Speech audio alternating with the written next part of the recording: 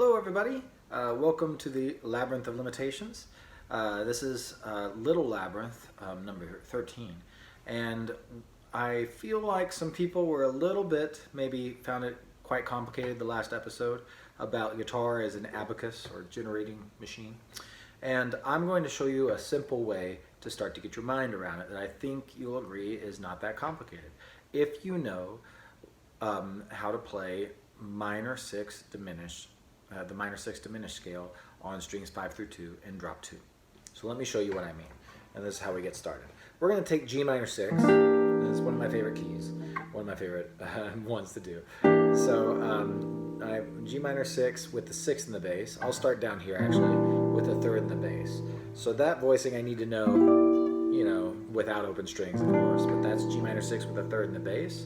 And then I go up to the diminished, and I go G minor 6 with the 5th in the bass on strings 5 through 2 in drop 2. Then diminished, G minor 6 with 6 in the bass, diminished, G minor 6 in root position, and then I have that one without an open string so I can know the shape.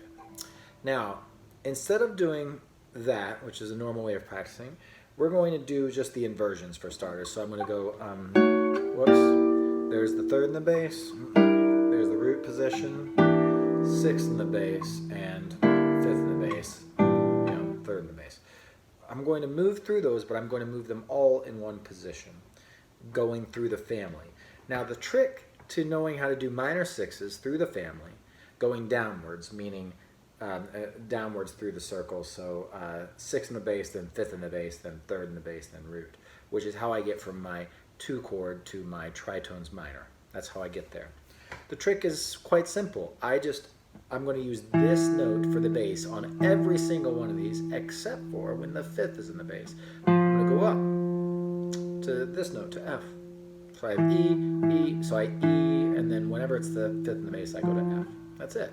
So here I am, G minor 6 with the 6th in the bass. Now I'm going to have to do the one with the 5th in the bass. So I have to remember that shape, but I need to do it off of this note, F. And there it is. This is the family, so this is now B flat minor 6. So essentially what I'm doing is I'm going from G up to B flat, a minor 3rd, in position. And also what I'm doing is I'm going from a 2 to a 5 chord, because this is the tritones minor for A, and this would be E half diminished 7th going to A, and then resolving. Okay, so here we go. We're going to just go around the circle to practice. 6 in the bass. Go up a fret to go to the 5th, like I said. 5th in the bass. Now I need 3rd in the bass. I'm going to go back down, like I said, and I'm going to stay on that bass note for root position. And that's going around the family. So what that is as I'm going down in inversions, meaning 6th in the bass, 5th in the bass, 3rd in the bass, root in the bass, the chord that I'm actually playing is going up by minor 3rds. That's the family. So in other words, this is G minor 6. I go to B flat minor 6, a minor 3rd above. I go to D flat minor 6, and then I go to E minor 6. Okay, so that's how I would use this kind of method. I can do that with any voicing at all, and that will work. What if instead of having the E in the bass on the 6 in the bass on a drop 2, what if I switched to an octave chord?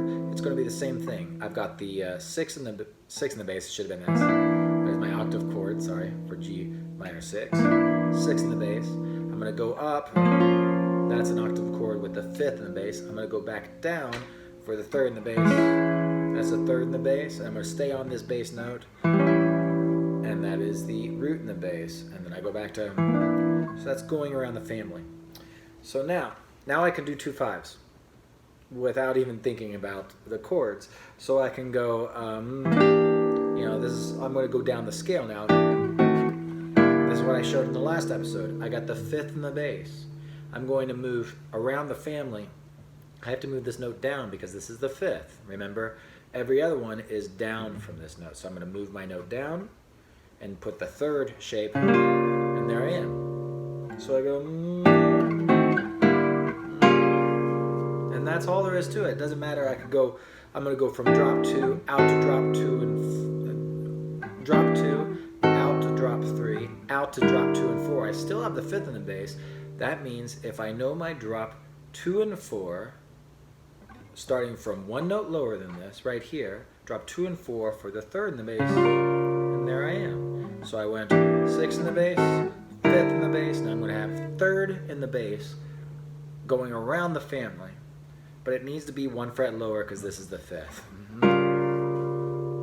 Okay, so that is how I do that. If I were to start from here, so I'm going to go, this is drop 2. I'll just stay on drop 2s again. 3rd in the bass. I stay on that bass note because it's the 3rd, so, and I do root in the bass. Now, if I know that, then I can go to my 1 chord. So if I go, the rule again I said in the last class was, video was, I proceed going around the family to go to my 1 chord, but then I nudge it up 1 fret, 1 semitone. Okay, so here I am, 6th in the bass. Now I'm going to have to move up because I'm going to go to 5th in the bass. And now, from the 5th in the bass, if I were going to family, I would move this note back down. And I would find the 3rd in the bass. But because I'm going to a tonic chord, I'm going to move that, all of that, up. And there's my 1 chord. So I'll do that again. 6th in the bass goes up for the 5th. If I were moving family, I would go back down to a 3rd, but instead I go up in the bass, and now I'm going to stay right there. Okay, so now what if I did that starting from the 5th? Same thing. That is going to be E half diminished, 7th, the tritones minor of A7, and then it's going to resolve to D. But I don't even need to know that. I can do it anywhere. Let me show you. So here's 5th in the bass. I'm going to have to go down to stay in the family as I go 3rd in the bass. But now I'm going to go to the root in the bass. And I would normally stay on this bass note, but I'm going to move it up. And there we go. So that's... Alright? And this is something that really helps me, you know.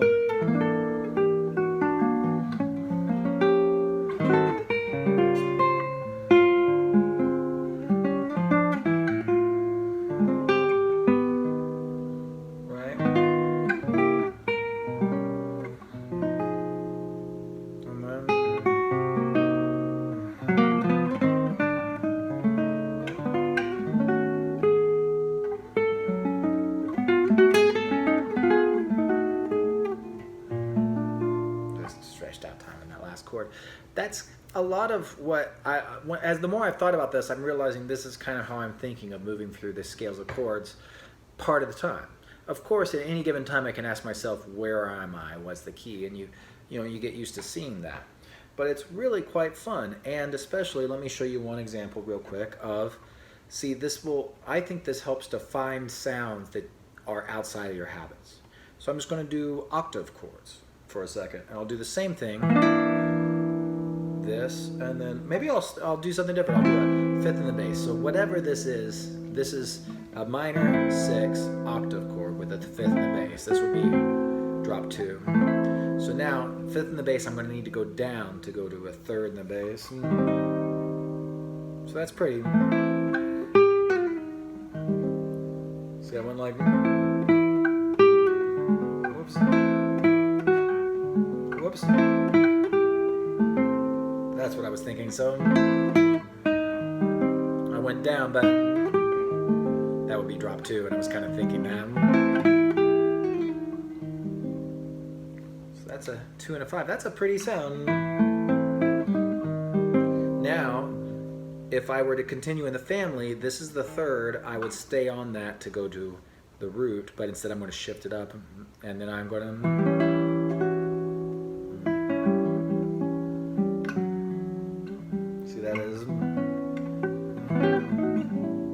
That's the sound there.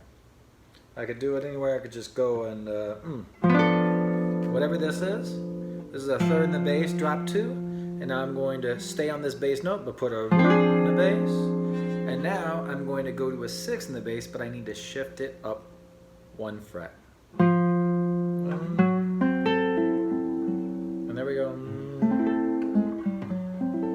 So what was that again? So that was third in the bass.